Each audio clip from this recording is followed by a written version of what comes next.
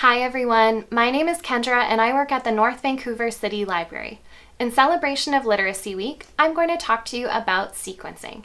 Sequencing in literacy is essentially understanding that there is a beginning, a middle, and an end to every story. It's an important part of reading comprehension, and it's also an important foundation to more complicated ideas like cause and effect in science and the progression of stages needed in something like computer programming. We can support younger children learning sequencing by demonstrating the correct order or progression of events and also pointing out the individual stages. There's a couple ways we can show sequencing when we're reading picture books, so I'll show you that first. I'm going to use the book Kevin the Unicorn, It's Not All Rainbows by Jessica Von Innerburner to demonstrate. So sequencing can be as simple as showing that there is a beginning and an end to a sentence by dragging your finger underneath it while you read. In the English language, we can also show that this is the first page and this is the second page. We start here and we end here. Every book has a beginning, middle, and end, but there's also smaller sequences within the book.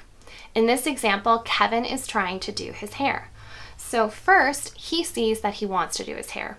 Then he brushes it, he combs it, he sprays it, and it's done, even though he's not particularly happy about it.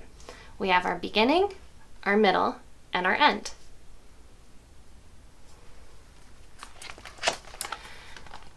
This is an example of a more complicated sequence. Here you can ask your child, where do we begin, which is here. And then you could ask your child, where do we end, which is down here. And we can see at the end that Kevin is a mess. And we understand how he gets that way by following the correct progression, which is that Kevin gets sticky syrup spilled all over himself, and then cupcakes and balls stick to him, and then dogs try to chase the balls that are stuck to him.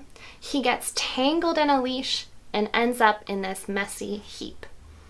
This is a great example because we can see not just what happens, but how. And we can also understand that each step would not happen without the step before. Dogs would not have chased Kevin if he didn't have balls stuck to him. And he wouldn't have had balls stuck to him if he hadn't gotten syrup all over himself. You can also do a simple drawing activity to break down some of the sequences we have in our day-to-day lives. Here I've taken a plain piece of paper and I've folded it in half 2 times to create these 4 corners.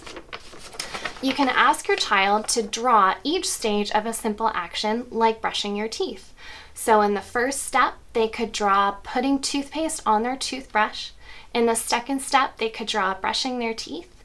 The third step, they could draw rinsing out their mouth. And the fourth step, they could draw putting their toothbrush and toothpaste away. There are tons of examples of sequences in our day-to-day lives, including things like cooking and baking, and I encourage you to point out all of those beginning, middle, and ends.